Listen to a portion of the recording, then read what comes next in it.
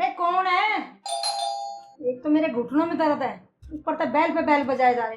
पता नहीं कौन है, सब्र कर लो थोड़ा सा, आ रही हूँ। ना तो फोन करा ना बताया, अचानक से बिना बताए कैसे आ गई? नमस्ते मम्मी। नमस्ते। आने से पहले फोन तो कर देती। और अकेली आई है तू? दामाद जी और बच्चे कहाँ हैं? मम्मी, अपनी लाडली बेटी से कोई ऐसे बात करता है क्या? मुझे तो ये लगा था आप मुझे यहाँ देख के खुशी से झूम उठेंगी और मुझे गले से लगा लेंगी, लेकिन यहाँ पर तो उल्टा ही है।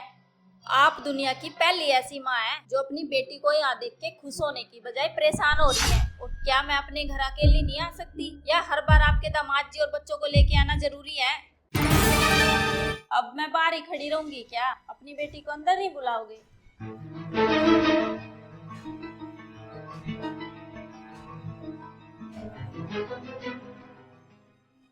मम्मी, भाभी नहीं दिखाई दे रही। भाभी, कुछ अच्छा सा नाश्ता बना के ले आओ, आपकी ननद आई है। बेटी बहू घर पे नहीं है, बहू गई है किटी पार्टी में। अच्छा, तो आप इसलिए घर संभाल रहे हो और घर पे खाना पका रहे हो। आपकी बहू के भी क्या ठाठ हैं। बहू किट्टी पार्टी में जाती है और सास उसके आने से पहले खाना बनाकर भी रख देती है। क्या खूब किस्मत है भाभी की।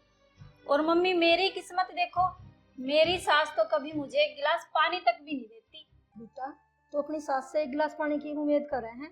तूने अपनी सास को कभी एक गिलास पानी दिया है? या खाना परोस के दिया उसको? बेटा, पहले इज्जत प्यार हमें देना पड़ता है। हमें जब इज्जत मिलती है, ससुराल में बहू को अपनी जगह खुद बनानी पड़ती है।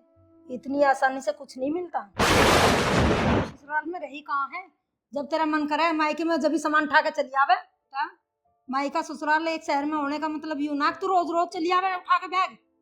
बेटी, मायके में बुलाने से इज्जत मिलती है, रोज रोज आने में इज्जत नहीं मिलती है बेटी को। और हाँ, तू मेरी बहू का मुकाबला कर लेगी बेटा।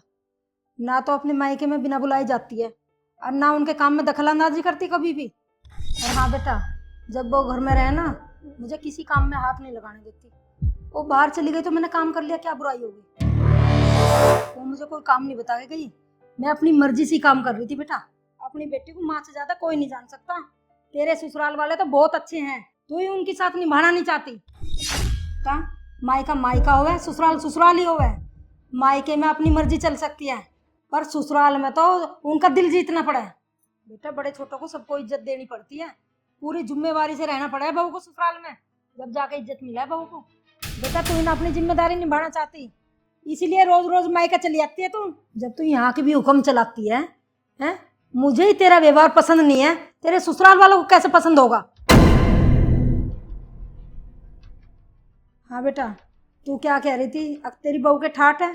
तू सही कह रही है, उसने हमारे दिलों में जगह बना रखी है। तो वो तुम्हारी की तरह रोज रोज अपने ससुराल वालों से लड़का है, अपने मायके ना भागती है जैसे तू भाग जावे। शायद इसलिए उसकी मायका ससुराल दोनों जगह इज्जत है। और हाँ बेटी, जब तक उसके मायके वाले ना बुलाते ना, जब तक वो अपने मायके भी नहीं जाती है। अरे दीदी, आप कब आए?